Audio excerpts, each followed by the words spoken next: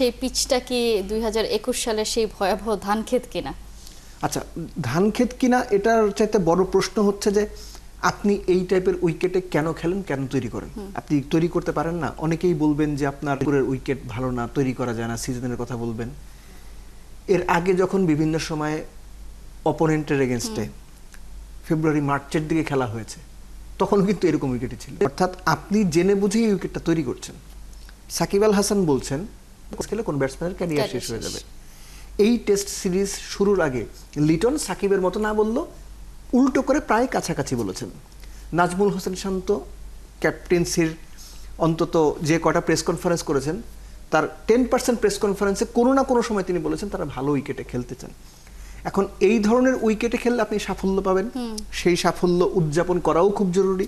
এবং আমি যে কোনো সাফল্য উদযাপনের পক্ষে, একই সঙ্গে এটাও মনে করিয়ে দেওয়া জরুরি যে এই ধরনের উইকেটে খেলে আপনি যখন গ্লোবাল ইভেন্টে যাবেন তখন দের ইজ এভরি চান্স আপনি ফেল করবেন। বাংলাদেশ সেটাই করছে। ফার্স্ট ম্যাচে মাইক হেসেন যেটা বলেছিলেন যে এই উইকেটে খেলে গ্লোবালি, আমরা খুব সমালোচনা করেছি মাইক হেসেনের। তিনি তার পাকিস্তান দলের বাজে ব্যাটিংয়ের ব্যাখ্যা দেননি, এটা তার ধরেন আপনি দোষ দিতে পারেন যে আপনি নিজের ব্যাটিংয়ের কথা বললেন না। মাইক হেসেন খুব একটা ভুলও বলেননি। মাইক হেসেন যে বলছেন যে এইখানে সাফল্য পাওয়া সম্ভব, এটা তো আমরাও মানছি। মাইক হেসেন যে বলেছেন যে এটা করে গ্লোবাল ইভেন্টে বাংলাদেশ ভালো করবে না, এটা তো চোখে দেখা সত্য। বাংলাদেশ টেস্ট স্ট্যাটাস পাওয়ার 2 যুগ পার হওয়ার পর কোনো একটা গ্লোবাল ইভেন্টের ফাইনাল পর্যন্ত খেলতে পারেন নাই।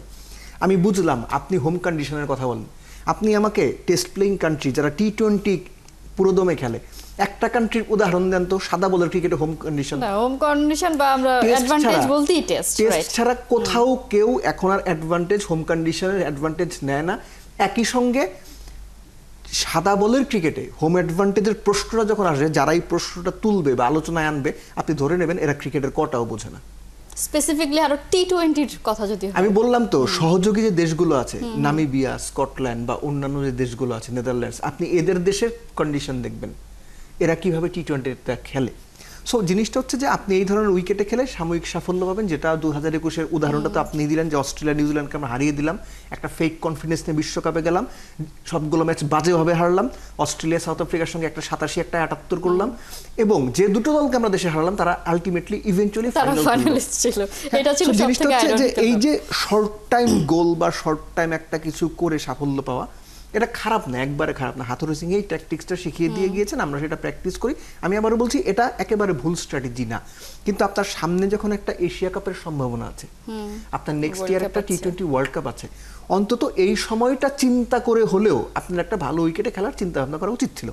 আর মিরপুরের মাঠে এই সময়ে বা এখন ভালো উইকেট তৈরি করা সম্ভব না, এটা দর্শক, সাংবাদিক বা আপনার উপস্থাপকের জানার কথা নাকি বিসিবির লোকজনের জানার কথা?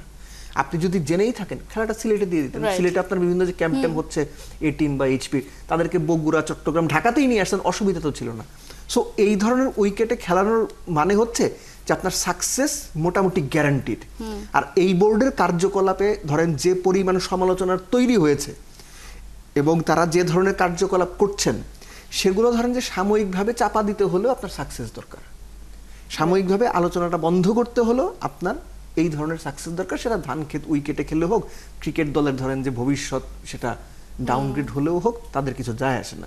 যদি যায় আসতো, মিরপুরের এই ধানক্ষেতটা উইকেট থেকে বাংলাদেশ বের হওয়ার আপ্রাণ চেষ্টা করতো। আর মিরপুরের সিজন ওয়াইজ ভালো উইকেট বানানো যাবে না, এটা আমি বিশ্বাস করি না।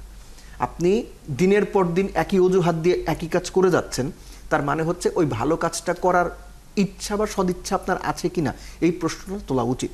নিশ্চয়ই। ক্রিকেটাররা আসলে এই মিরপুরে প্র্যাকটিসই করতে চায় না। আপনি লিটনের কথা বলছিলেন, লিটন আসলে মিরপুরে প্র্যাকটিস করতে চায় না, সেটা তিনি নিজেই বলেছেন। মানে তিনি জানেন তার আসলে আলটিমেটলি কোনো লাভ নেই, আরও কনফিডেন্স যেটা ছিল সেটা হারিয়ে ফেলে। আমাদের ক্রিকেটাররা ভালো খেলতে চায়, স্পোর্টিং উইকেটে খেলতে চায়, সেটা যদি দেখে যে এই উইকেটেই তারা ট্রাই করছে।